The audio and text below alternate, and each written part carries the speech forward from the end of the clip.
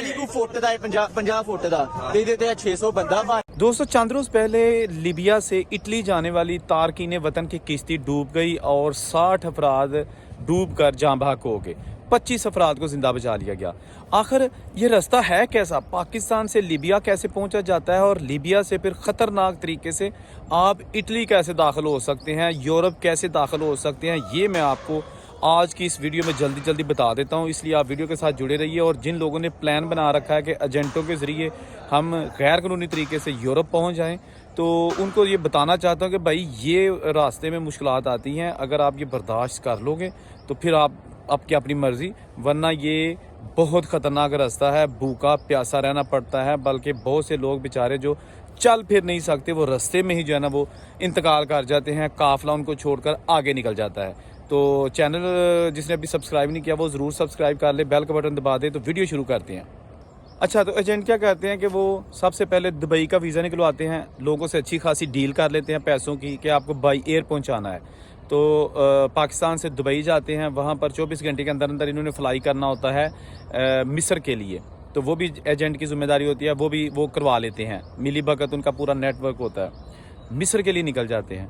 मिस्र में जाने के बाद फिर इनकी अगली मंजिल होती है लीबिया। लीबिया वो आसान होता है प्रोसेस, वो सारा जो है ना इनके एजेंट जो है ना वो उन्होंने खब्बे हाथ का काम होता है, ठीक है ना। क्योंकि जब आप मिस्र से लीबिया के लिए जाते हैं तो वो जनाब जहाज़ ऐसे ही है कि जैसे उसमें भेड़ बकरियां लादी होती हैं। क्योंकि लीबिया का इस वक्त हालात ऐसे हैं, कानून ऐसा है कि वहाँ पर कोई चेक एंड बैलेंस नहीं है। और एयरपोर्ट पर जब लीबिया में आप एयरपोर्ट पर उतरते हैं तो वहाँ कोई बाकायदा इमिग्रेशन का सिस्टम भी नहीं है। स्टैंपें लग रही हैं और भेड़ बकरियों की तरह लोगों को धकेला जाता है कि बस एयरपोर्ट से बाहर निकलो बाहर निकलो। उसके बाद जो पिछले एजेंट होते हैं उन्होंने आगे वाले एजेंट को, लीबिया वाले को जो है ना वो तस्वीरें वगैरह और इन्फॉर्मेशन दे दी होती है अपने अपने बंदों की। वो अपने बंदों को लेते हैं और सेफ कहते हैं, यानी कि जहाँ ठहराया जाता है सेफ में ले जाते हैं बंदों को। वहाँ पर यकीनन 100% वो बहुत घटिया किस्म का जो है ना वो सलूक करते हैं। एक 3rd क्लास खाना देते हैं, दाल बनाते हैं जो जस्ट मेरा हाल नाम की दाल होती है, सारा पानी होता है और गली सड़ी रोटियां जैसी भी है ना, वो मतलब है कि आप समझ लें कि जो जानवरों को खाना भी नहीं दिया जाता वो इंसानों को दिया जाता है। ये बड़ी, मैं आपके साथ ऑथेंटिक इन्फॉर्मेशन शेयर कर रहा हूँ। जो लोग इस प्रोसेस से गुजरे हैं वो मेरी बात से इत्तेफाक करेंगे।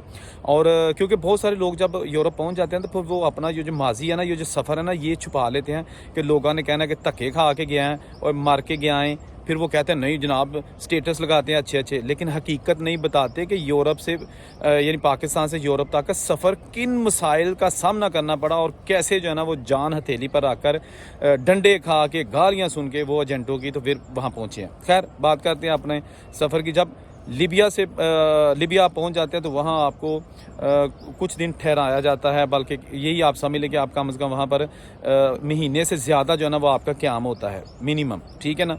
और आपको वो सेफ जो जहाँ पे आपको रखा गया होता है वहाँ पर आपके साथ बहुत बुरा सलूक किया जाता है, बहुत बुरा सलूक किया जाता है। मेरा ख्याल है कि अगर उस सलूक की लाइव वीडियो चलाई जाए ना पूरी दुनिया में तो कोई भी पेरेंट्स अपने बच्चों को लीबिया के रास्ते इलीगल तरीके से यूरोप नहीं भिजवाएगा, ये मैं गारंटी से कह रहा हूँ। यहाँ ये एक क्लिप सुनिएगा कि जो लोग लीबिया से इटली के लिए रवाना हुए थे वो क्या कह रहे हैं। ये रास्ते में यकीन करो वो पानी नहीं देते। अगर आप थोड़ा सा कहोगे ना दो मुझे पानी, तो उसके कैप्टन के साथ 7-8 बंदे होते हैं, वो मारते हैं, राड हाथ में पकड़े होते हैं। मैं पहुंच तो आया हूं, लेकिन आने वाली नस्ल की भी कसम यार, मैं ये सफर किसी को भी मशवरा नहीं दूंगा कि लीबिया के रास्ते से आए। अच्छा, बात यह है कि वो जो शिप होता है ना उसमें 600-700 लोग सवार भेड़ बकरियों की तरह किए जाते हैं। और कुछ किश्तियाँ भी चलती हैं जो रबड़ की किश्तियाँ होती हैं और समुंदर में चलनी होती हैं। सिर्फ सारी रबड़ की किश्ती होती है और एक मोटर लगा लेते हैं ऊपर, और उसमें भी जो है ना कई लोग बिठा के वो ले जाते हैं। जो कि किश्ती अभी उल्टी है ना, ये 1 हफ़्ता पहले जिसमें 60 लोग मारे गए हैं बेचारे, वो भी रबड़ की किश्ती थी। और जब गहरे पानी में गई तो उसका इंजन टूट गया और वो फिर हिचकोले खाती रही और बिल आखिर वो किश्ती डूब गई। और बहुत सारे लोग बेचारे जो सुहाने ख्वाब लेके अपने अपने मुल्कों से निकले थे, जिनमें कुछ खवातीन भी थी, जवान लड़कियां भी थी और 1-2 बच्चे भी थे, वो सारे लुकमा अजल बन गए। 25 अफराद को जो इटली कोस्ट गार्ड है उन्होंने बचा लिया, बड़ी मेहनत से अपने वो किश्तियाँ बहरी जहाज़ लेके आए, लेकिन 60 अफराद नहीं बच सके। अभी तक ये खैर पता नहीं चल सका उसमें पाकिस्तानी कितने थे। जो ही इसकी इन्फॉर्मेशन आएगी मैं आपके साथ शेयर करूंगा। अच्छा, जब वो आते हैं ना लीबिया से इटली के लिए, तो वो शिप ये सबसे ज़्यादा डरावना, खौफनाक और तकलीफ दे सफ़र अब शुरू होने वाला है। तो भेड़ बकरियों की तरह उसमें ला दिया जाता है, उसमें पीने के लिए पानी तक नहीं होता और 6 से 7 दिन भी लग जाते हैं वो सफ़र के लिए, ठीक है ना। तो वहाँ पर आपने जो अगर रफ़ा हाजत करनी है, अगर आपको पैखाना आ गया, पेशाब आ गया, तो वो बहुत बुरा हाल होता है। और अगर आप वहाँ पे किसी चीज़ की डिमांड करते हैं तो जो कैप्टन होता है, जो शिप को चला रहा होता है, उसके साथ 6-7 लड़के होते हैं जिनके हाथ में लोहे के राड होते हैं और वो बेद्रेग मारना शुरू कर देते हैं। खा किसी का सर बाजू टूट रहा है, सर फट रहा है, उन्हें कोई इस चीज़ की गर्ज नहीं होती और हर बंदा वहाँ पे सहमा होता है। लिटरली वो रो रहे होते हैं। बहुत सारे ऐसे लोग हैं जो रो रहे होते हैं, जिन्हें यही होता है कि खुदारा एक बार हम बच जाएं, जिंदा बच जाएं। ज़िंदगी बार किसी को हम ये मशवरा नहीं देंगे कि आप यूरोप इस तरीके से आओ। बहुत सारे लोग अभी भी जो लीबिया की जेलें हैं, लीबिया की जो कैद खाने हैं, उनमें मौजूद हैं। बहुत सारे पाकिस्तानी हैं, मेरे से राब्ते में भी लोग हैं जो बेचारे लीबिया तक पहुंच गए हैं लेकिन अब वापस पाकिस्तान जाना चाहते हैं। आगे का रास्ता उनको बहुत ख़तरनाक महसूस हो रहा है, वो डरते हैं, रोते हैं, जेलों में रह रहे हैं। वो कई 6-6 महीनों से जो है ना वो जेलों में कैद हैं। लेकिन उसके घर वालों को जो यही पता है कि बच्चा जो है ना एक दिन यूरोप पहुँच जाएगा।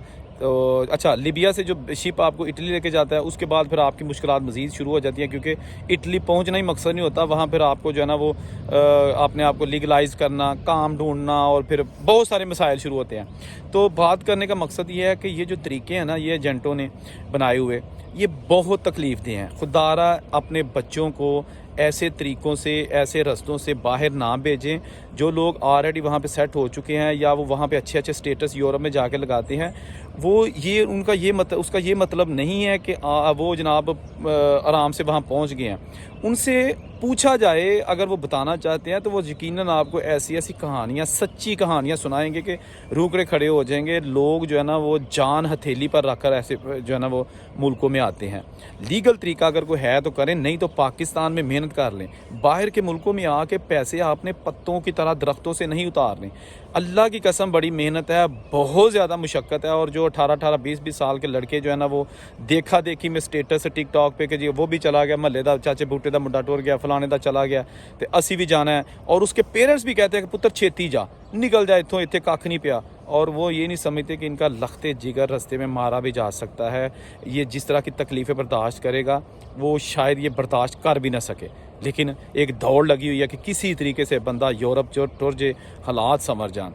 दोस्तों, अपनी और अपने ख़ानदान वालों की हिफाजत के लिए हर कदम उठाया करें ताकि उनको कोई नुकसान ना पहुंचे, आपको भी कोई नुकसान ना पहुंचे, आपके घर वाले भी आपकी वजह से परेशानी में मुब्तला ना हो। जहां रहें खुश रहें। औरंगज़ेब को इजाज़त दीजिए। अल्लाह हाफिज़।